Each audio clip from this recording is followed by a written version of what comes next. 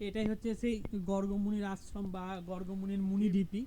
এই জায়গাটাকে বেস করি কিন্তু মুনিগ্রাম বা মণিগ্রাম নাম হয়েছে, যদিও এই জায়গাটার স্পেলিং এখন MANIও আজ মানে MANI আছে, তবুও অনেকে এই জায়গাটাকে মণিগ্রামও বলে থাকেন, আমরা সাধারণত মণিগ্রামই বলি। MANIও আছে, MONIও আছে। দুটোই হ্যাঁ, চলে। মণিগ্রাম মানিগ্রাম, কিন্তু আসল যেটা মানে আগেকার নাম সেটা হলো মুনিগ্রাম। তো সেই হিসাবে এই দেখো এটা হচ্ছে সেই মুনিগ্রাম কথাটা এসছে মুনিঢিপ থেকে। মুনিঢিপি থেকে, তো তাই এইটা হচ্ছে এই সেই সেই মুনিঢিপি। ঢিপ, এটা হচ্ছে এই সেই মুনিঢিপি। ঢিপ হুম, যেটা আগে ছিল পুরনো জঙ্গল। আগে হ্যাঁ। আমার দাদুর মুখে অনেকে শুনেছেন যে এটা ছিল জঙ্গলেময়।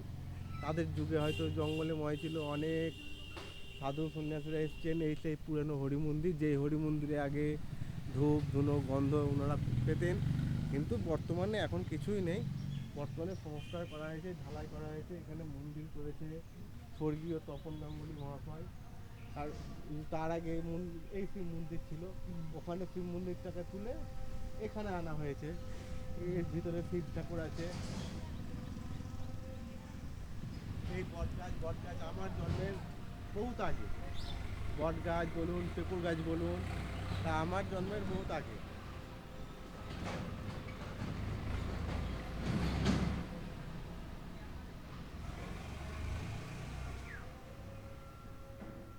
এই যে এই মন্দিরটা আছে, এই মন্দিরটা ছিল পুরনো শিব মন্দির।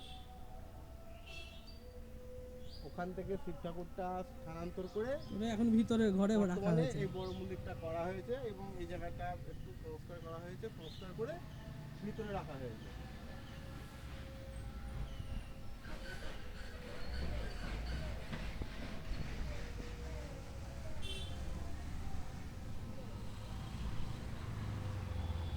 আচ্ছা, মুনিঢিপিটা তো অত দূর পর্যন্ত নাকি একবারে শেষ পর্যন্ত না? পুরোটাই, হ্যাঁ। পুরোটাই এটা এগুলো কি হলো, এগুলো করেনি, মাটি- মাটিগুলো ধসে গেছে আগে না?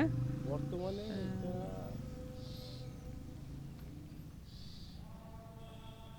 এটা এখন একটা পাবলিকের জায়গা, যেহেতু সেই পাবলিক একটা ফ্যামিলিগত ব্যাপার আছে, ফালতু বলে লাভ নেই সেগুলো, সেই ব্যাপারে।